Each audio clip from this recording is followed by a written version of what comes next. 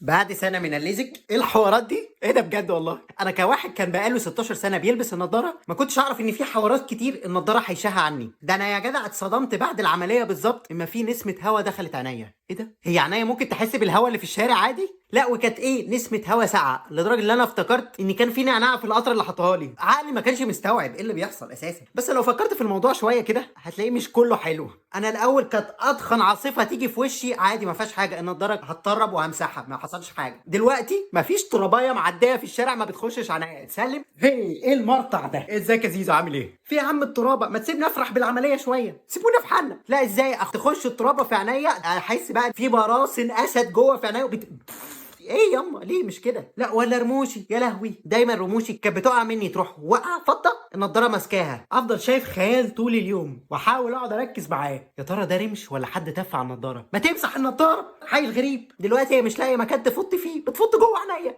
بتلعبي نينجا في عينيا ليه كده؟ تنط هي من هنا، افضل انا ادعك في عينيا وادعك طول اليوم ومش فاهم في ايه الحرقان ده. اجي ابص في المرايه الاقي رمش مبرطع جوه. ايه ده؟ حلو المكان الجديد ده، ما جيناش هنا قبل كده. ولك ان تتخيل وانا بخرج الرمش بقى من عينيا بقلب عروسه اول مره تلبس لينسز في حياتها وتاهت جوه عينيها اللي هو الحقوني.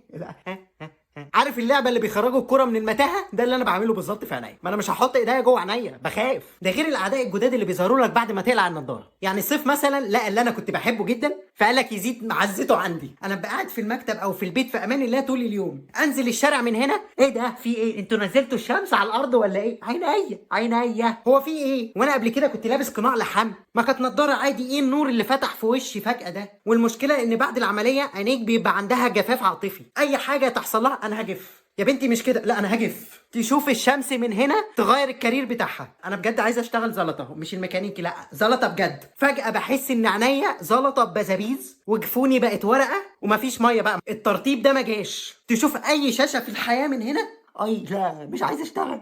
شغل لنا مسلسل احب تمام معاك. شغل لا مش قادره، هجف وهصدعك وهشلك. مش كفايه الناس اللي حواليا هي كمان. هتقول لي طبعا هات قطره مرطبه. القطره المرطبه تقريبا وصلت دلوقتي ل 300 وشويه. ابقى هاتها انت، ابقى اديني منها بق. انا هقعد اهرش في عينيا مالكش دعوه. بس غريب. او بذكر الناس، عارف يعني ايه ناس؟ يعني اتف وانا بكلمك. ليه تف في عينيا؟ ليه؟ لا بجد وانا كنت ناقصك تلاقيني واقف مع واحد بتكلم في امان الله وفجاه العالم يقلب سلو موشن واشوف تفه خارجه من بقه وداخله عليا في نص البقبق بالظبط. ايه يا اسطى انت بتتعلم نشان في عينيا؟ عملتها ازاي؟ انت بترطب لي عينيا؟ خلاص انا هروح اشتري القطر، خلاص انا اسف. ده النضاره كانت حايشه بلاوي. ده غير اللي انت بتقعد شويه دماغك مش عارفه تتاقلم مع الوضع. يعني انت شايف بعينيك بس دماغك مش مصدقه ان ده طبيعي. انا اول اسبوعين بعد عمليه الليزك كل يوم بقوم متعود احط ايديا على الكوميدينا اروح جايب النضاره لابسها. عندك اسبوعين كل مره بلبس فيهم النضاره بتخض. انا مش شايف ليه؟ انا مش شايف ليه؟ ايه اللي حصل لي؟ ما اقلع النضاره، اقلع النضاره يا متخلف. وعندك شهرين بقى بتعامل مع شبح النضاره، فجاه اتخض انها مش جنبي، اجي اخش استحمى او اتوضى بقلع النضاره قبل ما اتوضى. ايه ده؟ النضاره فين؟ امال انا شايف ازاي؟ ما تفهمش ده زهايمر ولا تخلف، ما تفهمش فيه ايه. ولك ان تتخيل تبقى واقف مع الناس كده في امان الله شايفينك بني ادم طبيعي قدامهم وفجاه لقوك بتعمل كده اهو.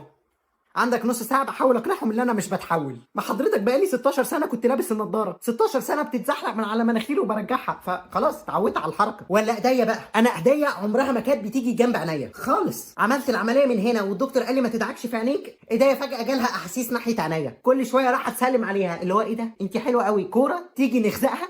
بس والله يا شباب كل ده يهون الا الناس الطحوشه اللي بنقابلها في حياتنا. والله انا مشكلتي في الحياه البني ادم، الطبيعه تقدر تتعامل معاها لكن البني ادم طحش كل يوم. لك ان تتخيل ان بقالي سنه كل ما حد يشوفني النضاره راحت فين؟ شكلك اتغير قوي. لا بس شكلك احلى بالنضاره. انت ازاي قابل شكلك كده من غير نضاره؟ حضرتك الاستاذه روبي بيكلمني. انا بصراحه ببقى عايز اقول له حضرتك بعجرت قدامي، النضاره كانت لماك شويه كنت كنز، ولا انت اللي فشولت في يومين ولا ايه؟ في ايه؟ ده غير معاناه تانية خاصه ان بقالي سنه الناس بتتفرج على الفيديوهات بتاعتي وعماله تقول هو انت محمد احمد بتاع زمان؟ انا ما عرفتكش غير من صوتك، انا ما عرفتكش غير من اسلوبك. يا جدعان انا فاش حاجه، طلعت لكم في كذا فيديو قبل كده من غير نضاره. ده انتوا ناس غريبه.